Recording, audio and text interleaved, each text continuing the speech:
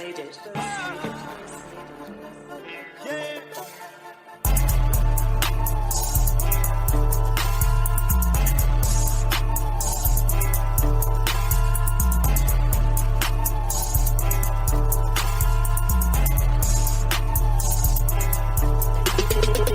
now listening to Back-to-Back Hip-Hop.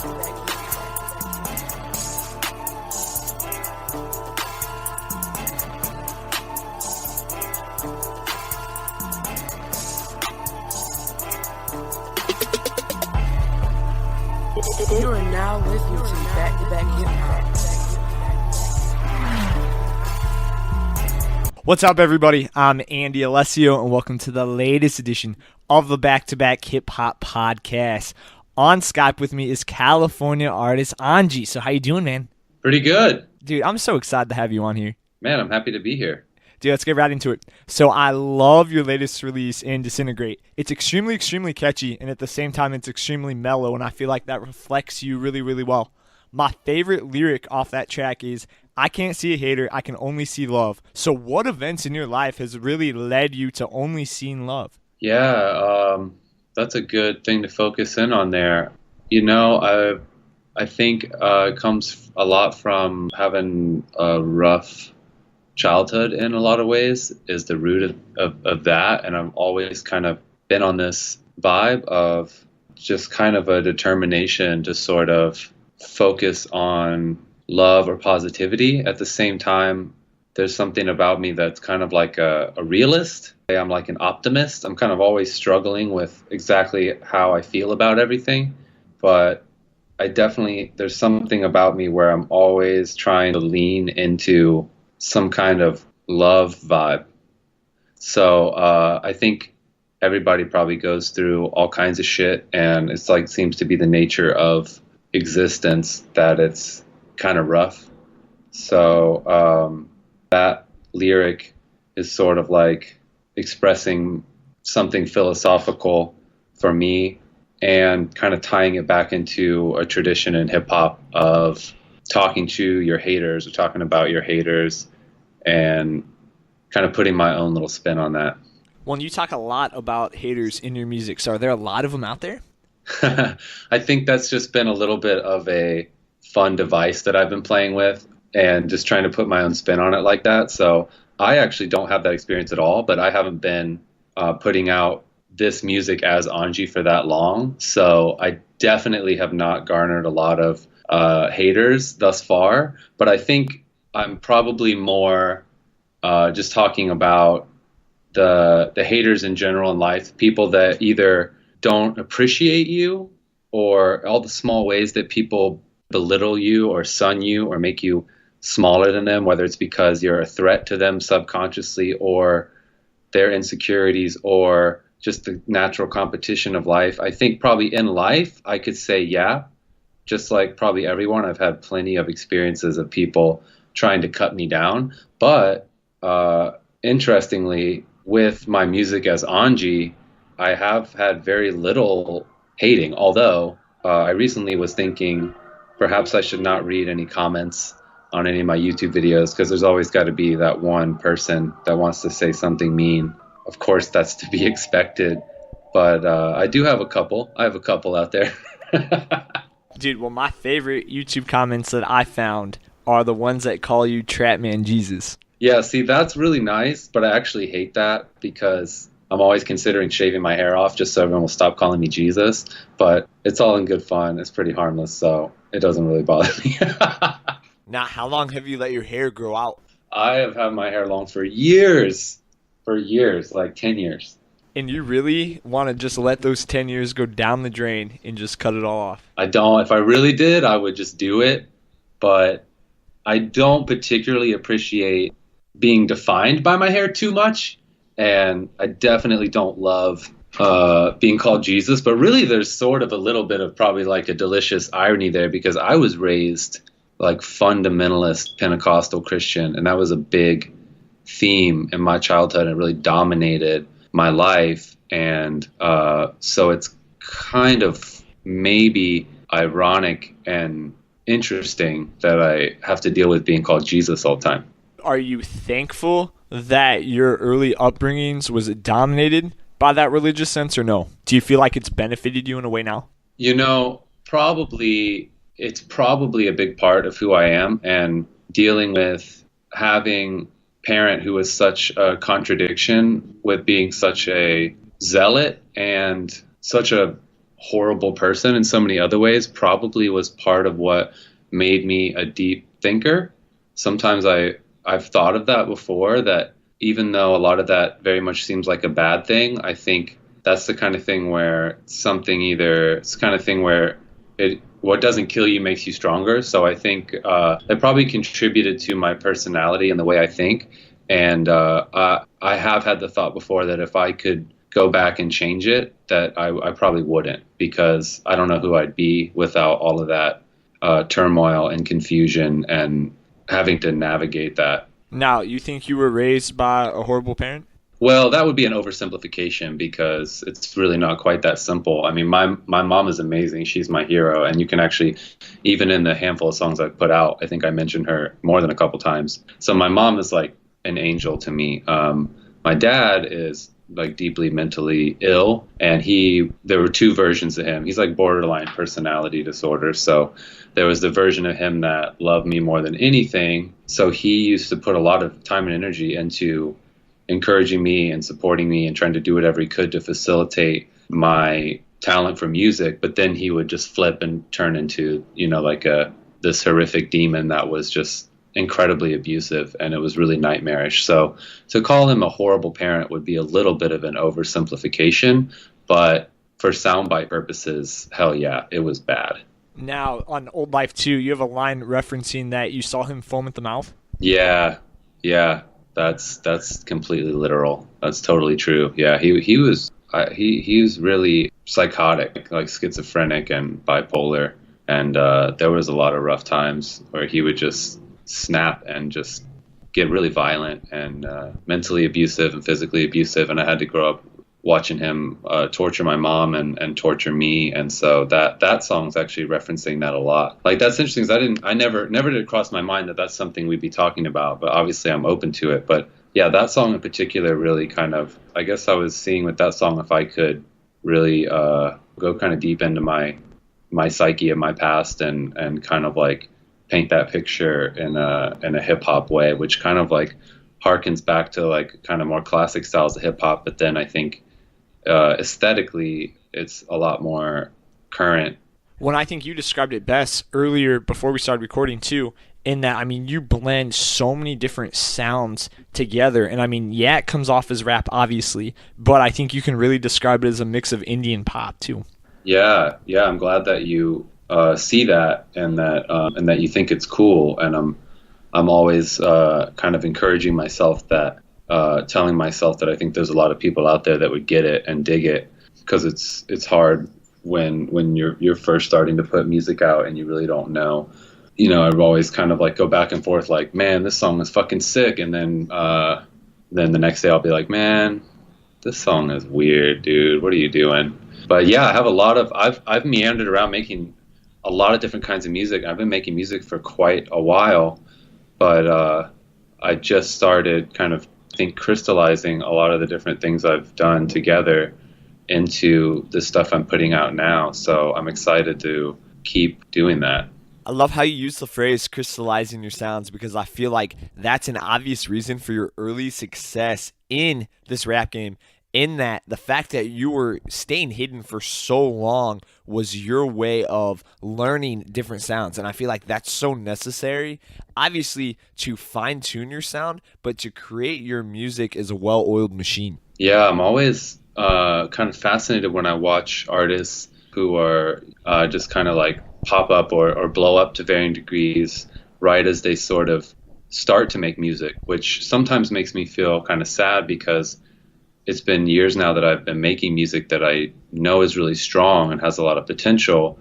So it almost starts to spark like a jealousy. But then I realized that I actually kind of like my trajectory, and that whether it's subconscious or conscious, I think I've sort of kept myself kind of hidden over this amount of time while I continue to evolve and try to like emerge more fully formed.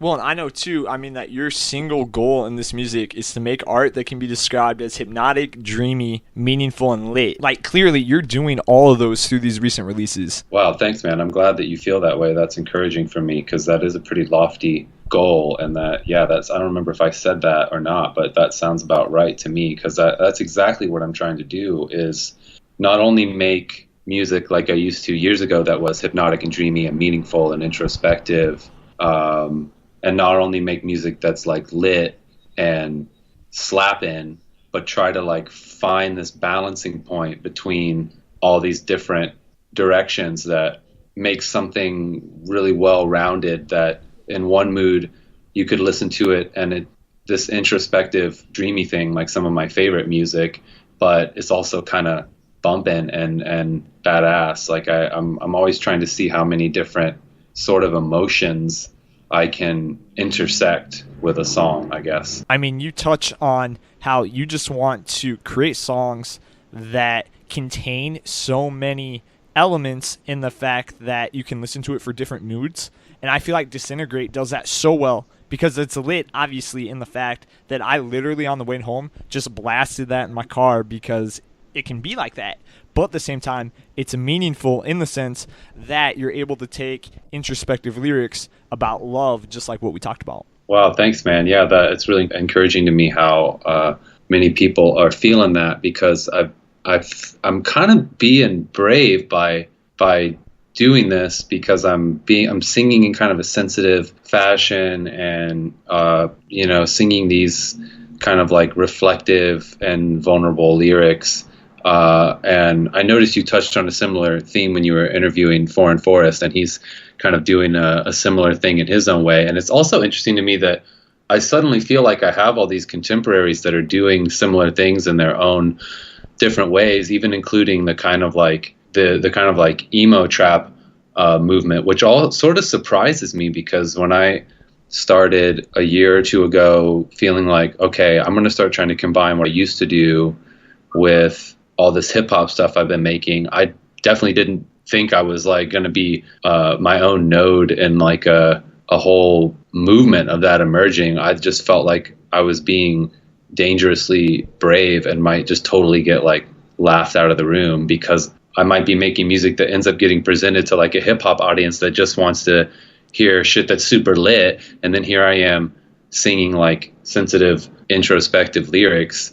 But no, apparently there's plenty of hunger for that kind of stuff. At the end of the day, like I listen to music that in the hopes that an artist is vulnerable about his or her experiences. And like that's why I was instantly drawn to you in that on Old Life. I mean, you talk about a situation too when you were 6 that you were in the kitchen trying to find the sharpest knife. Like you're bringing your whole self out into your music, and like I respect you so much for that. Oh, thanks, man. I appreciate that. I think that's kind of the hope. Is like it's sort of a big gamble to throw yourself out there like that and make yourself that vulnerable.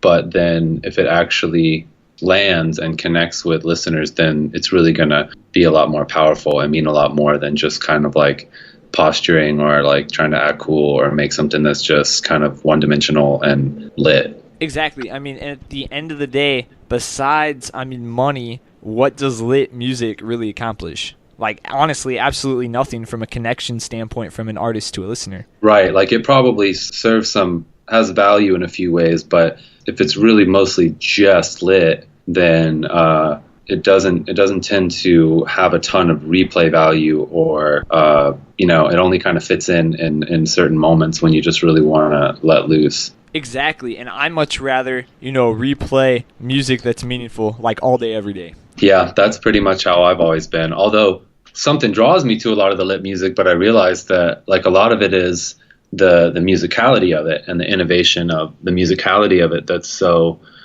exciting. And obviously even a lot of that music has some layers to it, but a lot of songs like that just they tend to more be like 80% or 90% just hype energy with like 10 or 15% of some deeper feeling. With the production that you use, it makes the listener engage that much more. So it's honestly like the best of both worlds in that you're getting good beats, while at the same time you're getting just as good lyrics. Awesome. Thanks, man. Of course. Now, what surprises me, and I'm sure most people don't know this either, is that Introspective and Trapman Jesus and Onji originally wanted to be a naturalist. Yeah, actually, that's always still kind of a bit of a struggle for me. Was I really set aside my passion for nature and science and biology to keep focusing on the music, which is always the struggle for me because that feels rather naive, because it's pretty unrealistic to think you can make a living off of music. Most people that try to do that are not able to achieve that. So I've always kind of a bit tortured by setting aside my first passion because it never really felt right to me to dive into school and trying to be a scientist, and just I knew that would mean setting music aside pretty much forever. I've only ever seen a couple people in my life that were able to really balance those two things. Usually it's got to be one or the other. I mean, you talk about being a realist. So are you happy with your decision thus far? You know, it really depends on the moment. Like when I'm making a song and I'm really feeling it and I'm having a good time, I'm very happy. And a lot of days my emotional state is a little more complicated than that, and I'm just like questioning how long am I going to keep setting aside all my other potential or more practical interests to try to keep focusing on music when I know full well that it's statistically not that likely that I can get to where I can make a living off of it. But for years I've just known, I just keep hyping myself up. I'm just like, bro, you know that you got something special. So I've only just now started really putting music out.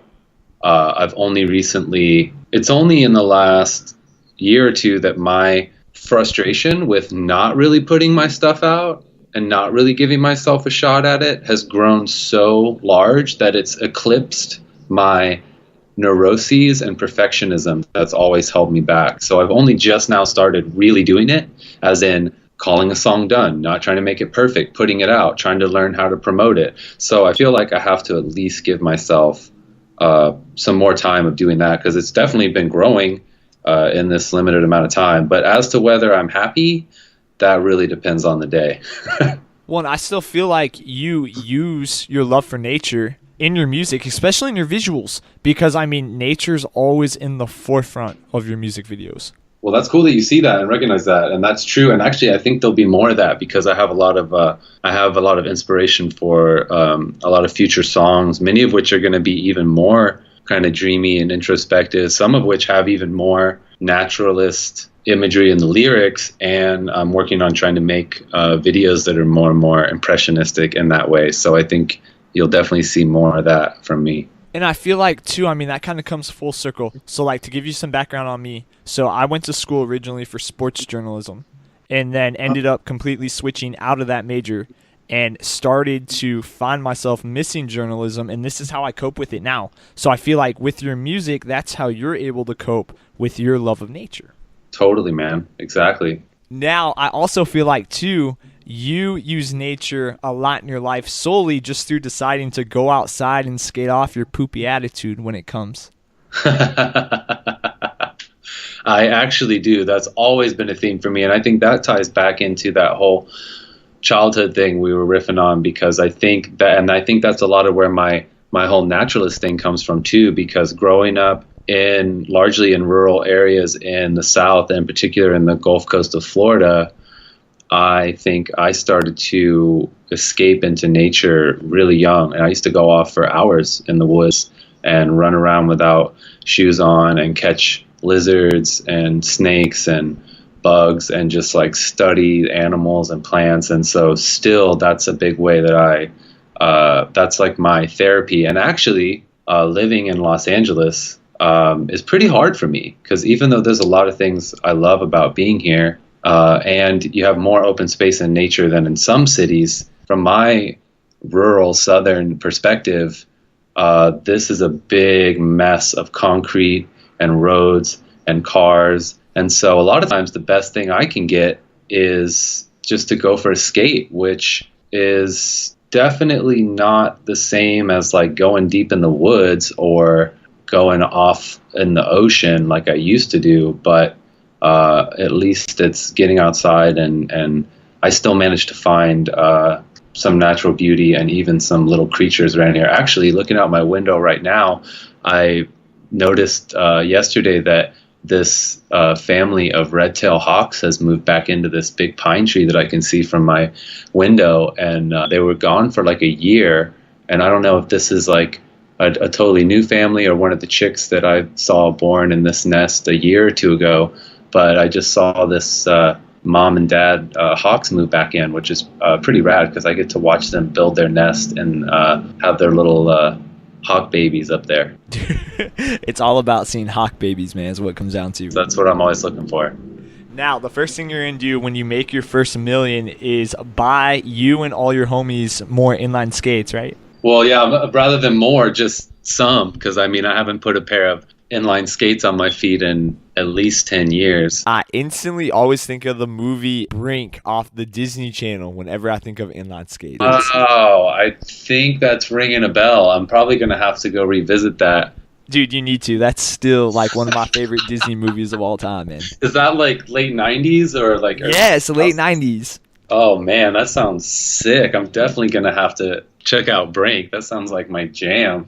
Dude, now the question is, do you skate better than your hero, Sonic the Hedgehog? No way. No way, man. And actually, speaking of Sonic the Hedgehog, that tweet almost said, I'm going to buy my homies all soaps, because I don't know if you remember Sonic the Hedgehog in, what was the name of that game? Sonic Adventure? It was a Dreamcast version, and he had like soaps on. He had the like grind shoes on. He would run around and like grind on rails with his soaps. Yeah, so that tweet was definitely tongue-in-cheek, but I was just thinking about how funny it was that I used to be so obsessed with like cruising around in my aggressive inline skates, and how funny that would be if I found myself balling to just like re-up on a bunch of inline skates and go shredding around fruit booting with my friends. Now, why is Sonic your hero in the first place? Man, ever since I was a kid, I loved Sonic. Like, I mean, I don't really play video games much anymore. I kind of cut myself off from games some years ago. I was like, all right, dude, video games are not helping you get any closer to any of your dreams, so let's just cut this out. But I always loved Sonic. Like, when I was a kid, I just wanted to be Sonic. It was Mega Man and Sonic. Like, Sonic was just so fucking cool, and Knuckles was so fucking cool, man. Like, they just were stylish as fuck, fast. I used to love to run. I used to even be a competitive sprinter a little bit when I was a kid. So I just love that Sonic just ran fast, had these cool fucking shoes. Later he had soaps, fucking sick. He used to snowboard and shit. I mean, Sonic is just dope. I used to read these Sonic comics when I was a kid. There was a while there when they were super lit. They had like a really badass team of artists, and they got really heady, and the art was like super fresh and like ethereal, and it was like one of the best comics around. I don't know when that was, probably circa like 98, 97 or something. I kind of want to go back and see if I can find some of those. But yeah, always been obsessed with Sonic, and occasionally he still comes to mind as like an inspirational figure. So are we going to see a Sonic-inspired project, and what's next for you in the first place? Well, so what's next for me is I just keep making all these songs, and so I'm trying to kind of scheme on exactly how I should release them. I've been kind of holding out on releasing any kind of EP or full project because I decided that it would be smarter to just release single after single, and that's more opportunities to teach myself how to promote them and get them out there better than just dropping an album. But now I keep stacking up so many songs that I really want to get out that if I keep just releasing singles, then it's going to be a year before I even have out all the songs that I already have done. So, because it's dumb to release singles faster than like every few weeks. So might be getting to be about time for me to start dropping some EPs or whole albums, but I've been finishing up some of my favorite songs I'm sitting on and shooting some more videos. I've been working on making more concept videos that are less kind of just impressionistic sort of random imagery and more like actual concepts. I've been working with some different directors I'm excited about, and videographers I'm excited about, and just kind of scheming on exactly how I should release all these songs I'm sitting on. So hopefully soon I might start dropping larger projects. That's got to feel exciting, though, knowing the fact that you literally, have so much going on for the future. It is exciting. Yeah, I think I'm always wavering between feeling really excited about it and then feeling kind of like doubtful about whether I'm going to be able to get it out there. Because I'm relatively confident in my music itself, but I'm, like I said, the realist thing, like I'm enough of a realist to know, and I know from experience in the past, that just making something that's powerful and cool and amazing is not enough. Sometimes people are able to make things that are really special at the right time, and it actually just catches on organically and it actually just blows up. But most of the time when people blow up, there's a lot of other work going on behind the scenes. So on the one hand, I'm excited about everything I have, and on the other hand, I'm always kind of pensively ruminating on whether or not I'm going to be able to figure out how to get it heard by a much wider audience. Well, Onji, let me tell you, man, not only is your music dope, but you're just a really smart-ass dude, and that really shows through this podcast. So I have my full faith in you. Man, thanks a lot. I appreciate that, and I need the encouragement, and I take it to heart, so thank you very much. Of course, man. Well, thank you so much for coming on. This was a really, really cool conversation. Yeah, it was great. I appreciate it. Dude, of course. Guys, follow Onji on Twitter at Onji_tunes. Follow Nick and I on SoundCloud, Twitter, and Instagram at Back to Back Hip Hop. Thank you so much for listening. Peace out.